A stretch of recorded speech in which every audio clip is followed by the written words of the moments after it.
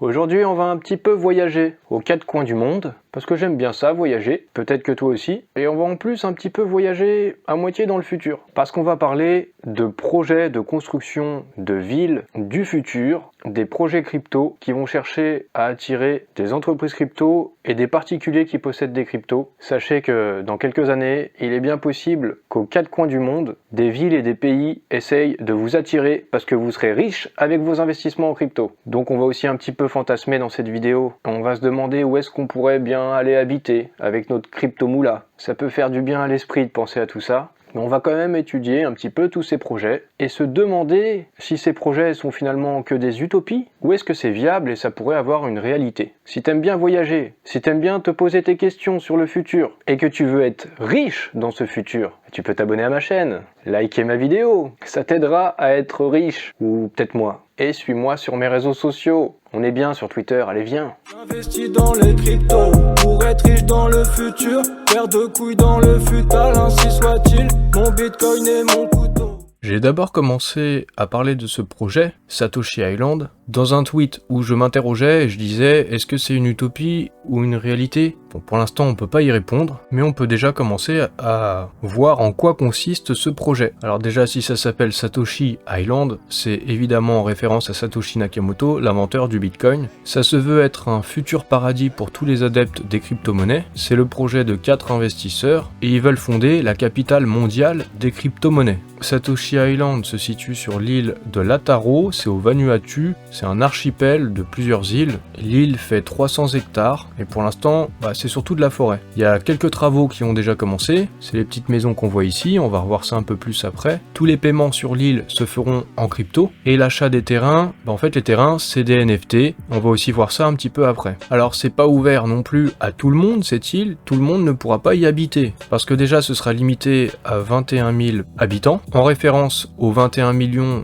de bitcoin en tout, parce qu'il n'y en aura pas un de plus, sachant que pour pouvoir obtenir la nationalité vanuataise, il faudra débourser quand même 130 000 $, à peu près 118 000 €. Donc c'est déjà des gens qui ont un peu d'argent à mettre, en sachant même pas si le projet aboutira. Et il y aura un NFT pour avoir la nationalité vanuataise, ce sera une sorte de passeport. Donc les NFT, j'en ai déjà parlé dans une autre vidéo, je pense que même les documents officiels dans quelques années, il y a des chances que ça puisse devenir des NFT. Il faudra quand même attendre 2023 pour pouvoir habiter sur cette île. Au mieux, il y aura évidemment une fiscalité très avantageuse, 0 impôt sur les plus-values crypto, à la fois pour les particuliers et les entreprises, et pas seulement sur les plus-values, mais aussi sur les héritages. Alors le projet il est soutenu par le gouvernement du pays, les 4 investisseurs, ils sont allés voir le gouvernement, ils ont dit on a un projet crypto, et apparemment le ministre des Finances était déjà intéressé pour développer l'économie numérique, donc il est très enthousiaste et il souhaite que de nombreux esprits brillants puissent s'installer au Vanuatu. Aussi de nombreuses personnes avec de la thune, je pense. Parce que ça va être un enjeu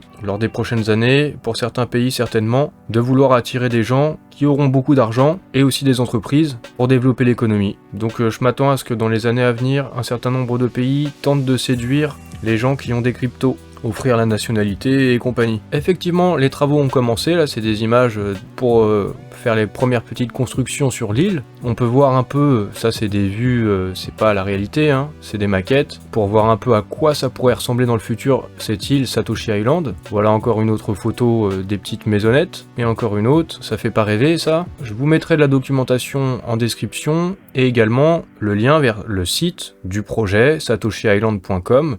Regardez, évidemment, ça fait rêver quand on voit ce genre de paysage, le sable fin, les eaux turquoises. Le site est pas mal fait parce qu'on scrolle, et puis ça nous présente tout le projet. Regardez où c'est situé, c'est pas loin de l'Australie, enfin pas loin, quand même pas juste à côté, c'est dans le Pacifique. On est en train de voyager là. Regardez, on voyage. On arrive et on va atterrir sur Satoshi Island. Nous y voici. Donc ensuite, ils expliquent tout le projet sur le site. On voit les petites maisons. Ils appellent ça des modules. On peut les aménager un peu comme on veut. Les disposer à la manière qu'on veut, avoir plusieurs modules. On peut aussi voir un peu l'intérieur, à quoi ça pourrait ressembler. Alors, ça devrait fonctionner avec des énergies renouvelables, notamment le solaire. Sur ce site, ça ressemble vraiment à un projet crypto. On voit la team. On a les liens vers leur compte LinkedIn. Voici l'équipe. On a une roadmap. Donc, c'est un vrai projet crypto. Et puis on peut voir aussi qu'il y a déjà des modules qui ont été pas seulement maquettés sur des logiciels de 3D, mais aussi construits en vrai. On voit d'ailleurs des photos, encore une petite photo de l'intérieur pour voir à quoi ça pourrait ressembler. Et je suis allé voir ça un peu de plus près sur Google Maps.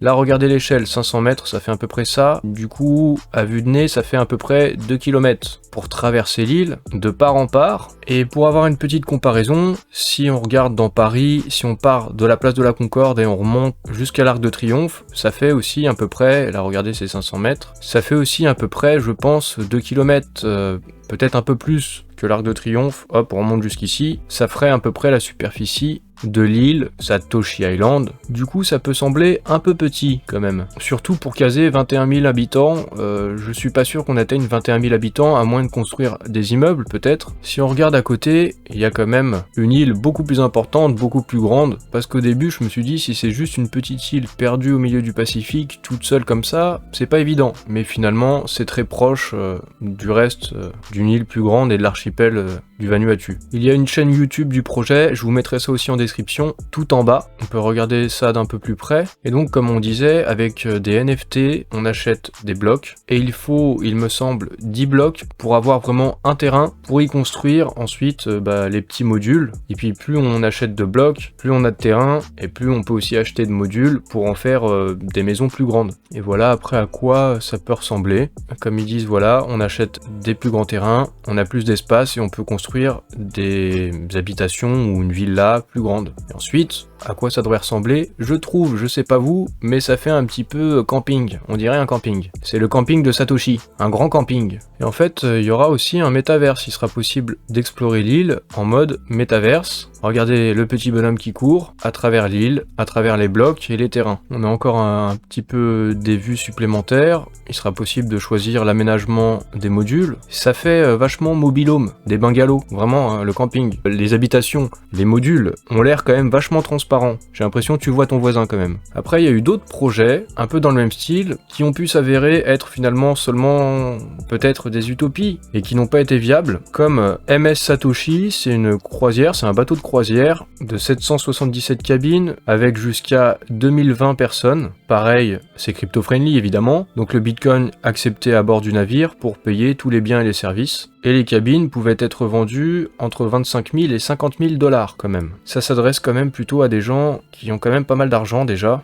Et la croisière, ce bateau immense, était ancré au large du Panama. J'ai cherché à voir ça d'un peu plus près. Voici MS Satoshi, un bateau de croisière long de 245 mètres. Voilà à quoi ça ressemble. On voit une petite aire de jeu pour les enfants. Et je suis tombé sur une vidéo d'une personne qui s'est acheté apparemment une cabine sur le MS Satoshi. Je vous mettrai ça en description. Il nous fait visiter un peu l'intérieur du bateau de croisière. Donc on voit un bar, des espaces de détente, la piscine, la petite aire de jeu aussi pour les enfants qu'on a vu plus tôt, cafétéria, lave-linge, salle de spectacle, magasin aussi carrément, galerie marchande presque. Bon, au final je sais pas exactement comment ça s'est terminé tout ça, mais ça n'a pas duré et ça a été finalement un échec. Ça n'a peut-être pas attiré assez de résidents ou assez de clients sur le bateau de croisière. Il y a un autre projet du rappeur Akon qui a voulu construire Akon City au Sénégal, à peu près à 1 heure de Dakar. Alors à l'annonce de ce projet d'une grosse ville crypto, ça avait fait beaucoup de bruit. Akon avait même publié sur les réseaux sociaux une photo de lui détenant l'accord final entre ses mains pour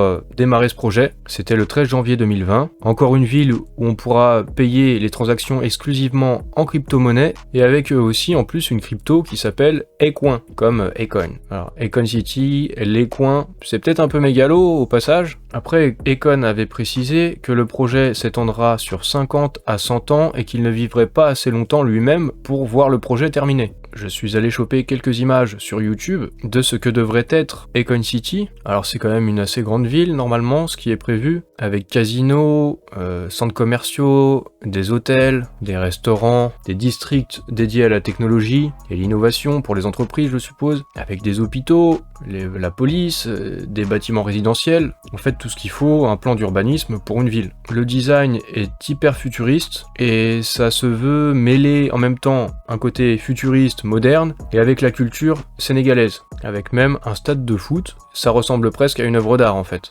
Akon City, voilà, un peu mégalo. Et il y a aussi un site internet, comme pour Satoshi Island, avec également une roadmap. Du coup, où est-ce qu'on en est? Alors, interrogé par l'AFP, un représentant local du secteur du tourisme explique que la situation est au point mort. Ils ont posé la première pierre avec beaucoup de discours et promesses, dit-il, mais par rapport à tout ce qui a été annoncé, je constate que nous n'avons pas vu grand-chose. Du coup, on voit effectivement que pour l'instant, il n'y a pas grand-chose. Ils ont posé quelques murs, les habitants s'interrogent sur les retombées. À cause de la lenteur des travaux, tout le monde commence un peu à douter là-bas. Ils ont quand même bon espoir que ça démarre. Là, je suis sur un article qui date de septembre 2021. Les travaux doivent durer quand même jusqu'en 2029. Et il y a quand même de l'espoir dans ce projet là-bas, parce que ça doit être aussi quelque chose qui doit apporter de l'emploi. Mais pour l'instant, il y a quand même vraiment pas grand-chose. C'en est toujours au point mort. Alors, il y a encore un autre projet qui pour l'instant n'en est qu'à ses balbutiements. Il s'agit de Praxi. Alors, une ville, encore une fois, entre réalité et fantasme. Est-ce que c'est de l'utopie? Est-ce que c'est concret? C'est le projet de 2 entrepreneurs américains. En ce moment, ils sont en pleine collecte de fonds, donc c'est le moment de faire des belles promesses. Ils auraient besoin de 15 millions de dollars. Pour l'instant, on ne sait pas où est-ce qu'ils en sont sur la somme récoltée. Et aussi, on ne sait même pas où est-ce que serait le lieu exact. On ne sait même pas où est-ce qu'ils voudraient construire cette ville.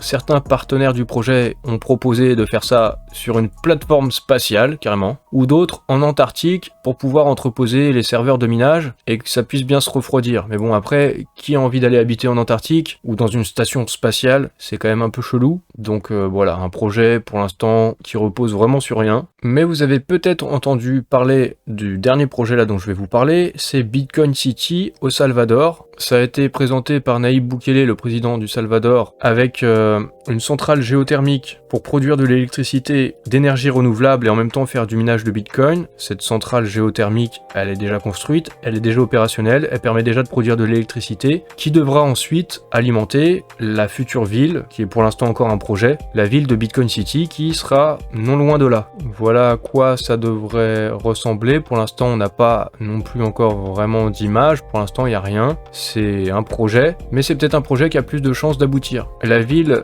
ressemble en quelque sorte à un coin, à un token, et c'est pensé un petit peu en son centre, un peu comme Paris avec une sorte d'arc de triomphe, une place de l'étoile. Alors, est-ce que ça va aboutir? Personnellement, je pense que Bitcoin City a des chances d'aboutir, étant donné tout ce qu'a déjà mis en œuvre le président Nayib Bukele. J'ai vu qu'il y a vraiment des infrastructures qui sont développées au Salvador, des ponts, des hôpitaux, des routes, la centrale géothermique. Du coup, il n'y a pas juste des paroles et des promesses. Est-ce que ça va aboutir pour autant? On ne sait pas forcément, mais l'intention est là, et ce sera encore une ville où il n'y aura pas d'impôt sur les cryptos. C'est une ville pour attirer les entreprises et pour attirer les gens qui ont quand même aussi de l'argent en crypto, les crypto riches, afin de stimuler l'économie du pays et l'emploi. Et ça fait partie de tous ces pays qui vont essayer d'attirer les gens qui ont des cryptos dans les années à venir.